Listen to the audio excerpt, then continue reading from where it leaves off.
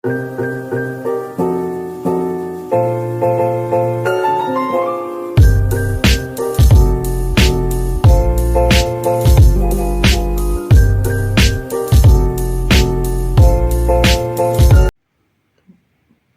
di sini saya akan menjelaskan tentang pengertian bipolar. Bipolar adalah gangguan mental yang mempengaruhi suasana perasaan seseorang atau suasana hati seseorang. Gangguan ini sebelumnya dikenal sebagai penyakit manik, depresif, atau depresi manik. Tanda-tanda gangguan bipolar adalah perubahan emosi yang drastis, seperti perubahan dari suasana hati yang senang, atau episode manik ke suasana hati yang sangat sedih, atau episode depresif. Nah, Gangguan bipolar biasanya memerlukan pengobatan seumur hidup dan dapat menyerang sekitar 29,5 juta orang. Dengan masa diagnosis biasanya terjadi pada masa remaja akhir atau awal dewasa. Baik, di sini saya akan menjelaskan jenis-jenis bipolar. Bipolar adalah kondisi kesehatan mental yang ditandai oleh perubahan suasana hati yang ekstrim, yang mencakup episode mania. Mania adalah kegembiraan berlebihan atau iritasi dan depresi. Berikut adalah penjelasan dari jenis-jenis utama gangguan bipolar. Yang pertama ada bipolar 1. Bipolar ini ditandai dengan episode mania yang berlangsung setidaknya selama 7 hari atau lebih, atau gejala mania yang mencakup parah sehingga memerlukan perawatan segera dari rumah sakit. Episode depresi ini yang terjadi biasanya berlangsung setidaknya 2 minggu. Misalkan seseorang dengan bipolar ini mungkin mengalami periode di mana mereka merasa sangat gembira, tidak butuh tidur, berbicara sangat cepat, dan melakukan aktivitas beresiko tinggi selama lebih dari seminggu. Kemudian mereka mungkin jatuh ke dalam periode depresi berat di mana mereka merasa sangat sedih, lelah, dan tidak tertarik pada aktivitas yang biasanya menyenangkan selama lebih dari 2 minggu. Terus di sini ada bipolar 2. Bipolar ini ditandai dengan episode depresi berat dan episode hipomania. Hipomania adalah bentuk mania yang lebih ringan. Episode hipomania ini tidak seberat episode mania pada bipolar 1 dan tidak memerlukan perawatan dari rumah sakit, tetapi perubahan suasana hati tetap jelas terlihat dan dapat mengganggu fungsi sehari-hari. Misalkan seseorang dengan bipolar ini mungkin mengalami periode depresi berat dengan gejala seperti merasa sangat sedih, tidak berenergi, dan kehilangan minat pada aktivitas sehari-hari. Mereka juga mungkin mengalami periode hipomania di mana mereka merasa lebih energik dan produktif dari biasanya, tetapi tidak sampai mengganggu kehidupan secara signifikan. Terus yang ketiga ada psychosomatic disorder. Bipolar ini ditandai dengan periode hipomania dan depresi yang berlangsung selama setidaknya 2 tahun.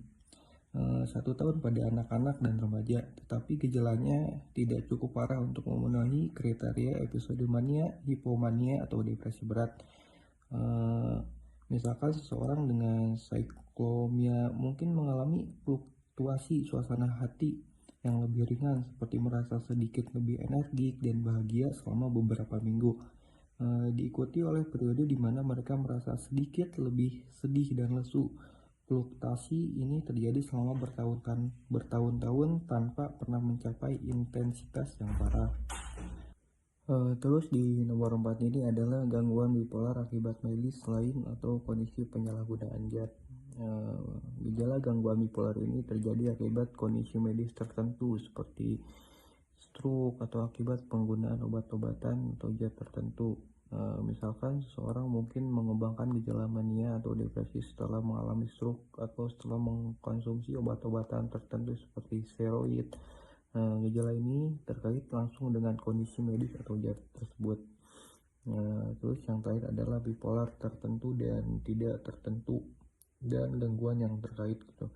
Kategori ini tuh digunakan ketika gejala bipolar tidak sepenuhnya sesuai dengan kriteria jenis gangguan bipolar lainnya, tetapi tetap menyebabkan gangguan bipolar yang signifikan dalam kehidupan seseorang. Misalkan seorang mungkin mengalami gejala mania atau depresi yang berlangsung untuk jangka waktu tertentu, tetapi durasinya tidak cukup lama atau intensitasnya tidak cukup tinggi untuk memenuhi kriteria bipolar 1 atau bipolar 2. Meski begitu, gejala tersebut tetap mengganggu di kehidupannya sehari-hari. Selanjutnya, ada penyebab bipolar. Secara umum, bipolar disorder disebabkan oleh dua hal, yaitu lingkungan dan genetik. Faktor-faktor maupun kejadian yang dapat menyebabkan bipolar disorder antara lain, yang pertama kejadian traumatis dan peristiwa kehidupan, tetapi hasilnya masih belum tetap. Yang kedua, kekerasan seksual, menurut James et al. 2017. Yang ketiga, penyalahgunaan zat-zat yang mengganggu mood, menurut Cohen, Grenfell, Weiss, Jarrett, and Page 1998. Antidepresan sebagai contohnya mungkin menimbulkan gejala hipomanik, menurut Barbuti et al. 2017. Namun, masih disetujui kalau penyebab utama pemicu bipolar disorder adalah faktor genetis. Sebesar 80-90% dari individu dengan bipolar disorder memiliki kerabat dengan depresi maupun bipolar disorder, menurut American Psychiatric Association 2005. Kemudian di sini ada faktor resiko bipolar. Faktor resiko bipolar adalah kondisi atau karakteristik yang dapat meningkatkan kemungkinan seseorang mengembangkan gangguan bipolar. Faktor resiko bipolar meliputi, yang pertama itu ada genetik. Riwayat keluarga dengan gangguan bipolar atau gangguan mood lainnya dapat meningkatkan resikonya. Yang kedua, ada perubahan biologis. Perubahan fisik pada otak dapat menjadi faktor resikonya, meskipun masih belum jelas bagaimana perubahan ini berkontribusi. Yang ketiga, itu ada ketidakseimbangan neutron transmitter. Ketidakseimbangan kimia dalam otak yang dapat mempengaruhi suasana hati dan emosi bisa berperan dalam perkembangan bipolar. Yang keempat, ada faktor lingkungan. Pengalaman hidup yang sangat menegangkan seperti trauma atau kehilangan yang signifikan itu tuh dapat memicu gejala bipolar. Yang kelima, itu ada penyalahgunaan zat. Penggunaan alkohol atau obat-obatan terlarang dapat memperburuk gejala atau memicu episode bipolar. Yang keenam, ada usia. Gangguan bipolar biasanya muncul pada akhir masa remaja atau awal masa dewasa, meskipun bisa juga terjadi pada usia yang lebih muda atau lebih tua. Yang ketujuh, ada tingkat stres yang tinggi. Stres yang berlebihan dari pekerjaan atau kehidupan pribadi itu dapat meningkatkan resiko bipolar. Yang terakhir, gangguan tidur. Pola tidur yang tidak teratur atau gangguan tidur dapat memicu episode bipolar atau memperburuk gejalanya. Selanjutnya, diagnosis bipolar.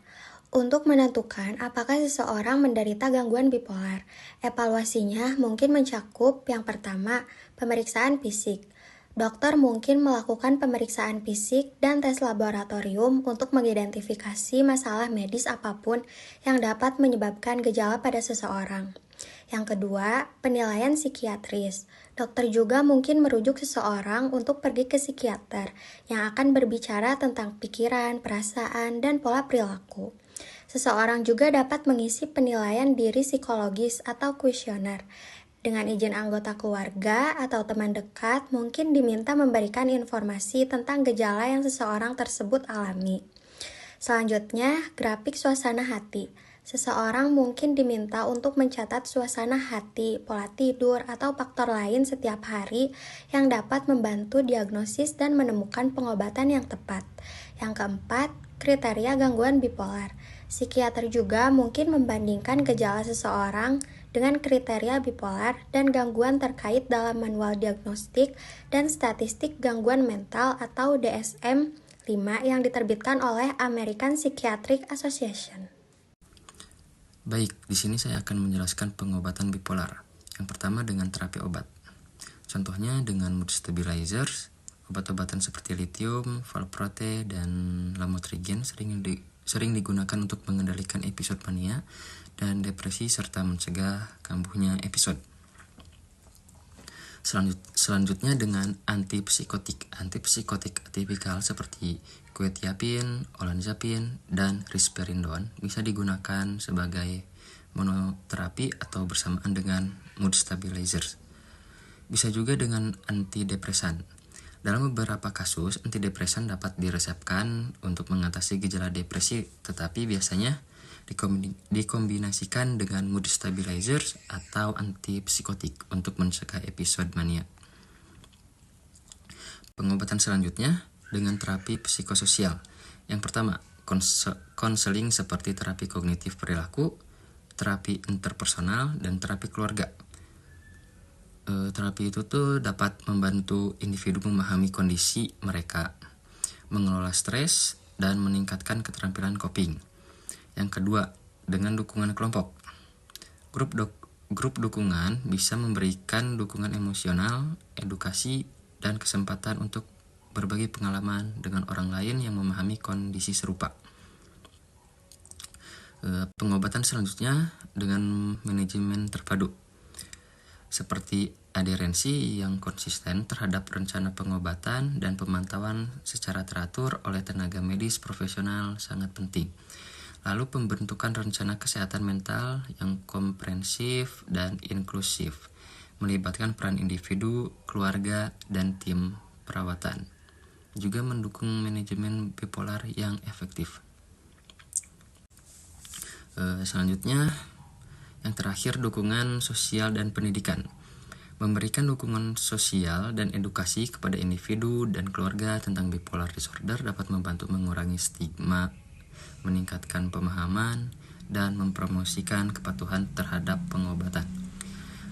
Pengobatan bipolar bersifat individual dan memerlukan pendekatan holistik yang mempertimbangkan faktor-faktor biologis, psikologis, dan sosial. Dengan manajemen yang tepat, banyak individu dengan bipolar disorder dapat mengelola gejala mereka dan hidup secara produktif. Nah, di sini ada gejala-gejala pada pasien yang menderita bipolar disorder.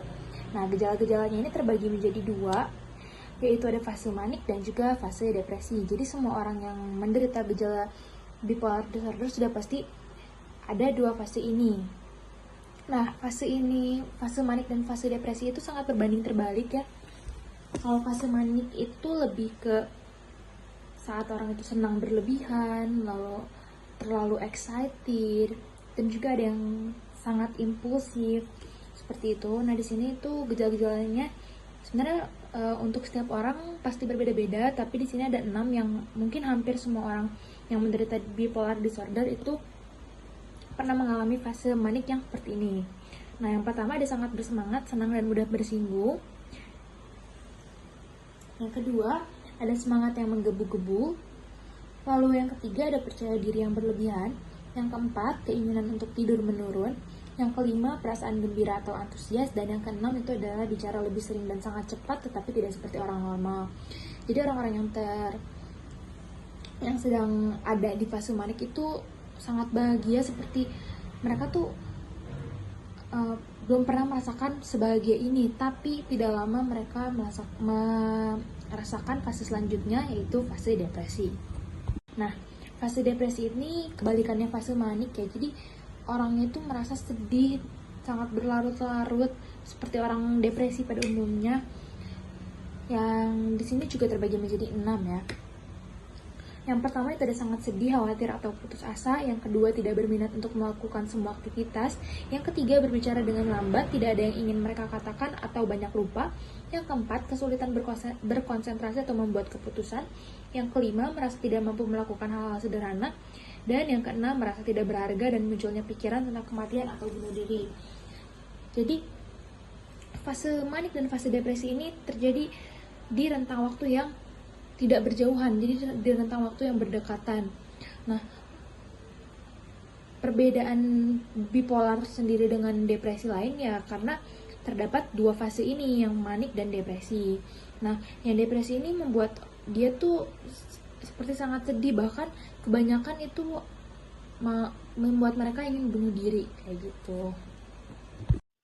Yang terakhir ada kesimpulan. Jadi, dari materi yang sudah kami sampaikan, bahwa bipolar yaitu kondisi kesehatan mental yang ditandai dengan perubahan suasana hati yang ekstrim, termasuk pada episode mania dan depresi.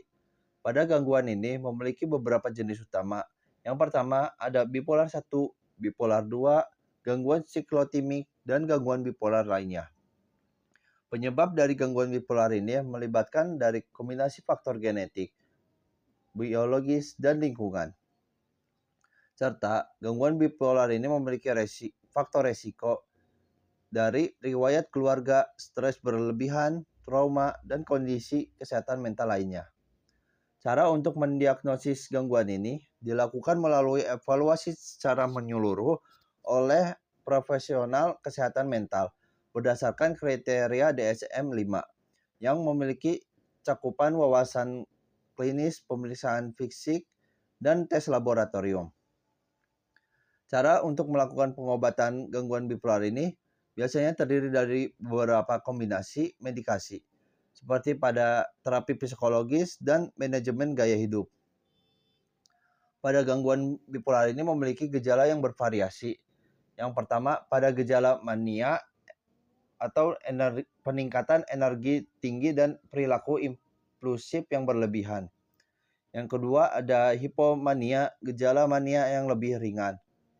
Yang ketiga, ada depresi, perasaan sedih atau kosong seseorang, kehilangan minat pada aktivitas yang biasa disukai, perubahan nafsu makan, atau berat badan pikiran untuk bunuh diri. Serta episode campuran. Dengan memahami gangguan bipolar ini secara menyeluruh, sangat penting untuk manajemen yang efektif. Dengan melakukan diagnosis yang tepat dan perawatan yang sesuai, individu dengan gangguan bipolar dapat mencapai stabilitas mood dan meningkatkan kualitas hidup mereka. Jika terdapat seseorang yang menunjukkan tanda-tanda gangguan bipolar, lebih baik mencari bantuan medis karena itu adalah langkah yang penting untuk mendapatkan perawatan dan dukungan yang diperlukan.